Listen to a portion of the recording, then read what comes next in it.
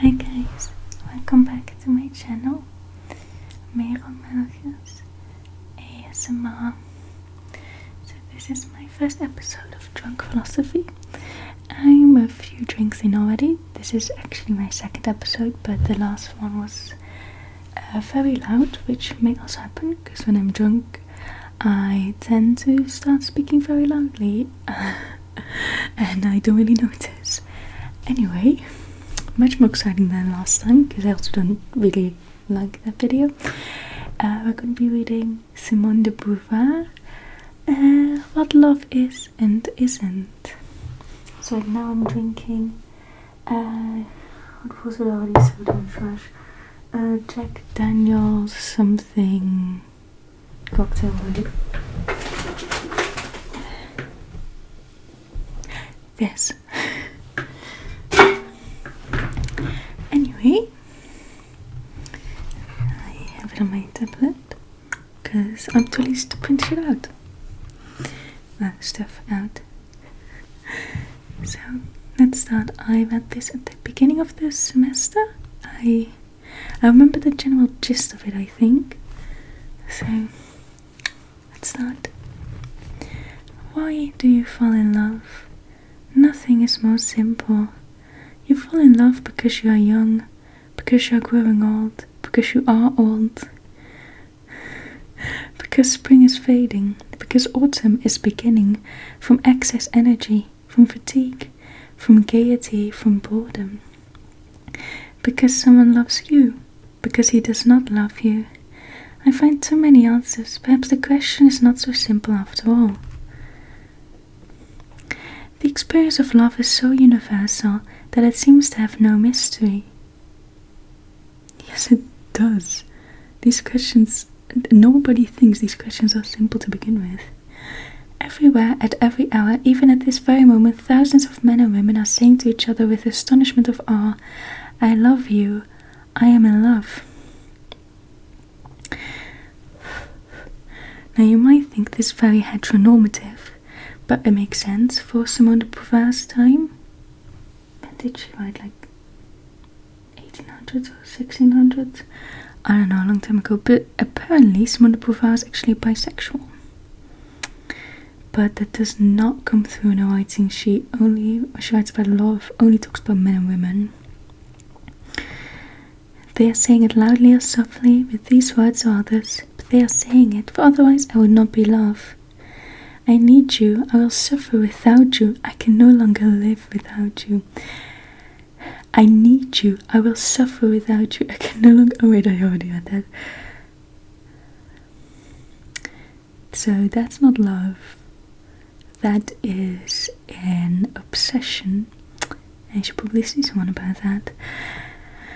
Time and space hang in the balance, immobilized before a face that holds the essence of everything that is precious in this world. Since we no longer believe in the myth of predestined lovers, how can we explain these exclusive choices? To the lovers they are self-evident, yet friends ask one another, what does he find in her? What does she see in him? Stendhal has described this process as crystallization, that can transform anyone at all into a unique being. Today, psychoanalysts speak of it as an investment. Why have Paul and Paulette begun to invest, to crystallize precisely with Pierrette and Pierre? The choice amazes their friends. It has been said that lovers are alone in the world. No statement is more false. According to Freud, the love relationship involves not two people, but four. And this bothers me because she never explains this and I'm too lazy to Google it. Who are the other two? Actually, it goes much further than this and involves the whole of society. You are different. You are an exception. You are not like anybody else. Everyone who has been in love has said these words, and when they do, they are saying that their beloved has been chosen in comparison with all others and against all others. I choose you. A person who is too harmoniously adjusted to society may never know love. Wait, what? So the people who find love are those who share Joker memes. They're like, we live in a society. Those are the only people who can find love. You've been wrong all along. Anyway, in the past and even in the present, there have been entire civilizations that were unaware of romantic love. The first great romance in the West, Tristan and Isolde, is the story of a revolt. Your love in defiance of a husband or a wife, in defiance of your parents, in opposition to friends and surroundings, in defiance of all those who in some way have thwarted you. Suddenly deny their importance, even forget their existence. When you fall in love, you will forget that your parents ever existed. Simone de Beauvoir's version of love is kind of scary. Lovers isolate themselves, but their solitude has not been given to them. They have seized it with defiance.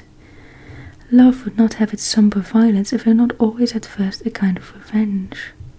Revenge against the close society to which you can suddenly belong, against the foreign country in which you can suddenly take root, against the provincial circle from which you suddenly escape. Love often takes us by surprise. It's only when we meet the man, the woman who fulfills expectations, that these expectations are revealed to us.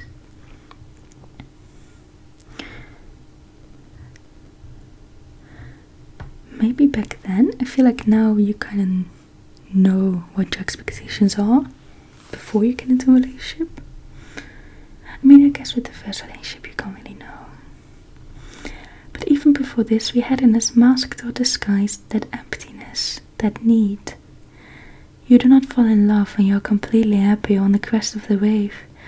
It's only when life has lost all its flavor. You only fall in love if you're depressed, if you live in a society, and what was the other one? Oh yeah, or you also forget the existence of your parents. Right, I never want to fall in love. That sounds terrifying. Nor do you fall in love on the eve of a long voyage, but rather in strange surroundings, and especially in the letdown of the journey's end. However extreme unhappiness and impending catastrophe, destroying all hopes, all plans, may also make love impossible. So not completely depressed. Boredom, on the other hand, is singularly suitable for love. It's when the monotony of the world becomes apparent that you begin to dream of new horizons. Love does not appear when life fulfills you, nor when it crushes you, but only to those who openly or secretly wish to change. For it is then that you anticipate love and what love brings. Through another person, a new world is revealed and given to you. There's so many... I'm just gonna let that be. I just feel like that's not the only way you can change or get like a new worldview. But fair enough. Also, she kind of goes into this in the second sex, but never really gives a reason. It's kind of just like, you just have to believe her. There's no science or something behind this. This kind of experience can be captured by other means. The ambitious man, the man of action, the artist can change his relationship with the world or even the world itself. Okay, fair enough. She does go into it. If he throws himself body and soul into his project, love has no hold over him. If you're an artist or ambitious, you will never find love. But not everyone is in a position to impose his will in this way, and that's why women today are particularly predisposed to love. I mean, back then, if this is true, that made sense. She talks about how men were able to, what's the word? To like go outside themselves, maybe have imminence, and the other one.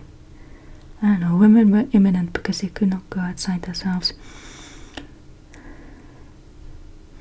That was a bunch of non-information because it's like only half there, but that's fine.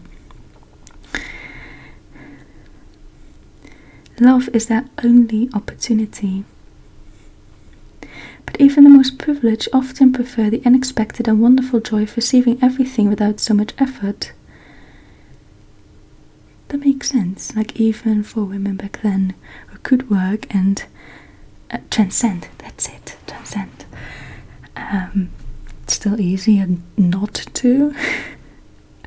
I get that still now. It's still like harder for women in the workforce. You can just get with someone and you're just as respected. Why not? And like financially stable. To explore an unfamiliar country is work, but to possess it through the love of an appealing foreigner is a miracle. In this case, as in many others, love is a marvelous shortcut. Still, the shortcut must present itself. You must, in order to fall in love, encounter an attractive object. What's attractive differs understandably for each individual.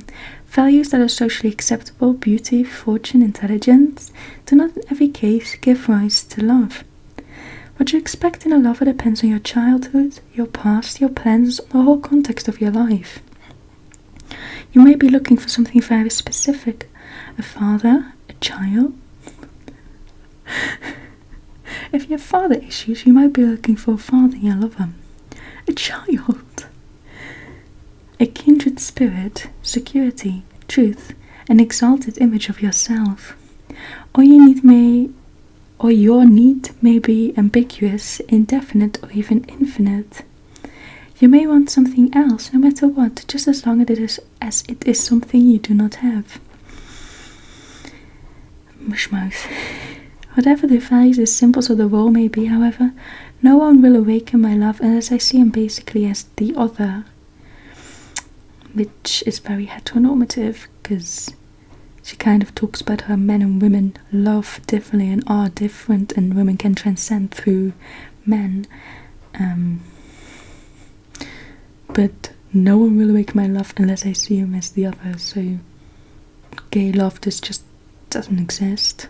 Even though she was bisexual, if he annexes himself to me, he loses the power to take me into another world. This is why envy so often gives birth to love.